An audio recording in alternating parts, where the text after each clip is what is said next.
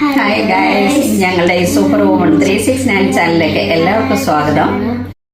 ഞാനിന്ന് ഈ വീഡിയോയിൽ കാണിക്കുന്നത് ഒരു കൊഞ്ച് ബിരിയാണിയാണ്. എല്ലാവരും ഒന്ന് പറഞ്ഞ എങ്ങനെ ഉണ്ടെന്ന്. സൂപ്പർ.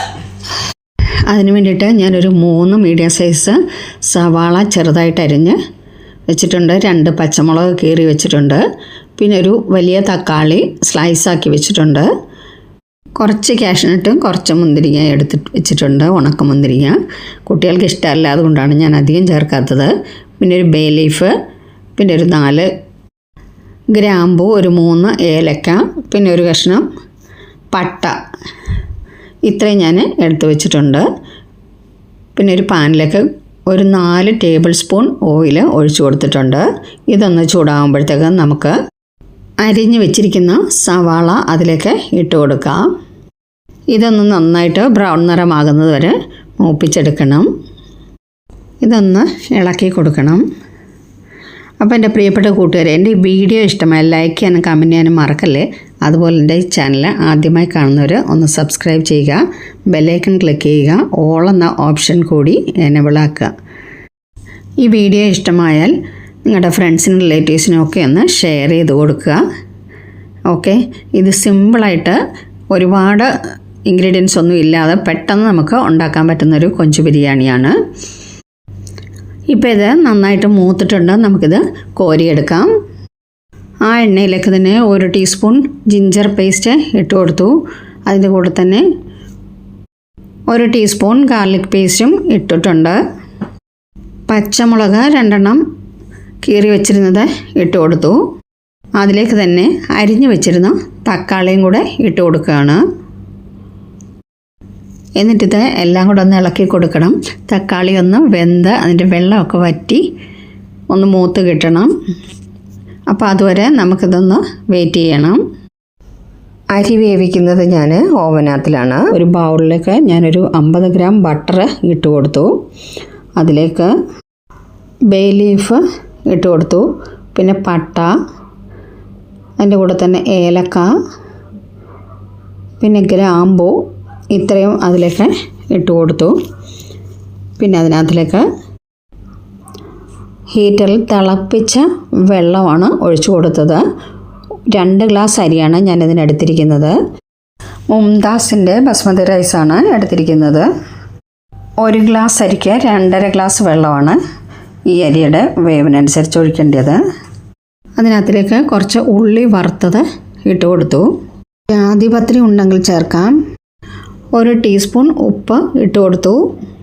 1 ടീസ്പൂൺ നാരങ്ങാനീര് ഒഴിച്ചിട്ടുണ്ട്.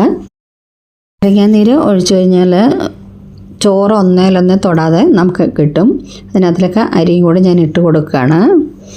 ഗ്യാസ് സ്റ്റോപ്പിലാണെങ്കിൽ നമുക്ക് വെള്ളം തിളച്ചതിന് ശേഷമാണ് അരി ഇട്ട് കൊടുക്കുന്നത്.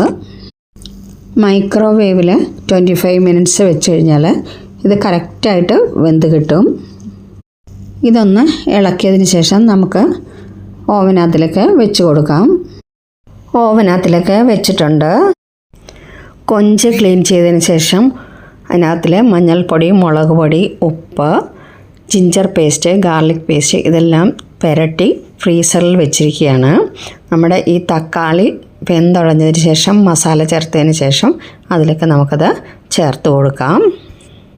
ഇപ്പോൾ തക്കാളി ഒന്ന് വെന്തുടഞ്ഞിട്ടുണ്ട്. അതിലേക്ക് 1 ടീസ്പൂൺ റെഡ് ചില്ലി പൗഡർ ഇട്ടു. പിന്നെ 1 ടീസ്പൂൺ മഞ്ഞൾപ്പൊടി ഇട്ട് കൊടുത്തു. 1 ടീസ്പൂൺ ഗരം മസാല ഇട്ട് കൊടുത്തു. 1 ടീസ്പൂൺ ക്രഷ് ചെയ്ത കുരുമുളക് പൊടി ഇട്ട് കൊടുത്തു. പൊടി ഒന്ന് മൂക്കാനായിട്ട് ഒന്ന് ഇളക്കി കൊടുക്കുക. അതിനുശേഷം കുറച്ച് വറുത്ത് വെച്ചിരിക്കുന്ന ഉള്ളിയും കൂടെ അതിലേക്ക് ചേർത്ത് കൊടുക്കുക. അതിനുശേഷം നമുക്ക് പുരട്ടി വെച്ചിരിക്കുന്ന കൊഞ്ച് ഇട്ട് കൊടുക്കാം. എന്നിട്ടൊന്ന് നന്നായിട്ട് ഇളക്കി കൊടുക്കുക. അതിനുശേഷം ഒരു 1/4 ഗ്ലാസ് വെള്ളം കൂടെ ഒഴിച്ചു കൊടുക്കണം. വലിയ കൊഞ്ചായതുകൊണ്ട് വേവാൻ ഇച്ചിരി ടൈം എടുക്കും. അല്ലെങ്കിൽ കൊഞ്ചിൻ്റെ വെള്ളം തന്നെ ഇറങ്ങിയിട്ടത് വേവും.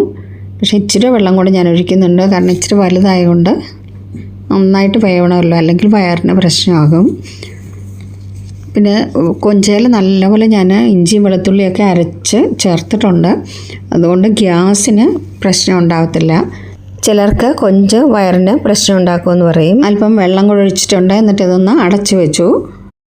ഇപ്പോൾ ഇത് വെന്ത് റെഡിയായിരിക്കുകയാണ്.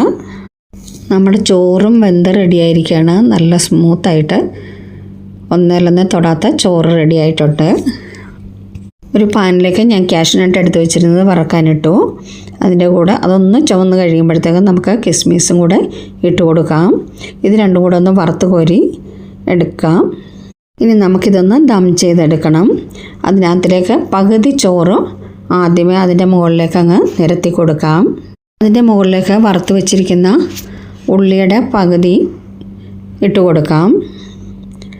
പിന്നെ അതിൻ്റെ മുകളിൽ കുറച്ച് പുതിനയില ഇട്ട് കൊടുക്കാം. ഒരു 30 ഗ്രാം പുതിനയിലയാണ് ഞാൻ ഇട്ട് കൊടുത്തത്. ബാക്കി ചോറും കൂടെ അതിൻ്റെ മുകളിലേക്ക് നിരത്തുകയാണ്. അതിനുശേഷം അതിൻ്റെ പുറത്ത് ഉള്ളി വറുത്തതും കാഷ്യൂനട്ടും കിസ്മിസ് വറുത്തതും എല്ലാം അതിൻ്റെ പുറത്തേക്ക് ഇട്ട് കൊടുത്തു. ഇനി ഇതൊന്ന് ഗ്യാസ് കത്തിച്ച് അടച്ചു വെച്ച് ചെറിയ തീയിൽ അടച്ചു വെക്കണം. ഒരു 7 മിനിറ്റ് ഇരുന്നാൽ മതിയാവും. നല്ലോണം ഒന്ന് ചൂടായി കയറിയാൽ മാത്രം മതി. എല്ലാം വെന്ത സാധനങ്ങളാണിതെല്ലാം. അപ്പോൾ എൻ്റെ കൊഞ്ച് ബിരിയാണി റെഡി ആയിട്ടുണ്ട്. നമുക്കിതൊന്ന് പാത്രത്തിലേക്ക് വിളമ്പാം. ഇതൊന്ന് വെട്ടി എടുക്കണം. ഒരു സൈഡിൽ നിന്ന് വെട്ടിയെടുക്കുകയാണ്. അല്ല മുകളിൽ നിന്ന് ഇങ്ങനെ കോരിയെടുത്താൽ ശരിയാവത്തില്ല. അടിയിലാണല്ലോ കൊഞ്ചൊക്കെ ഉള്ളത്. അപ്പോൾ അതുകൊണ്ട് ഒന്ന് നമ്മൾ ഇങ്ങനെ വെട്ടിയെടുക്കുക എന്ന് പറയത്തില്ലേ, അങ്ങനെ എടുക്കണം. എൻ്റെ ടേസ്റ്റി കൊഞ്ച് ബിരിയാണി റെഡി ആയിട്ടുണ്ട്.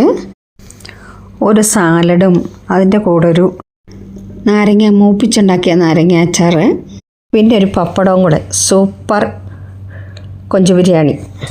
അപ്പോൾ എൻ്റെ ഫേസ്ബുക്ക് പേജ് ഫോളോ ചെയ്തിട്ടില്ലാത്തവരൊന്ന് ഫോളോ ചെയ്യുക. Okay, thank you so much.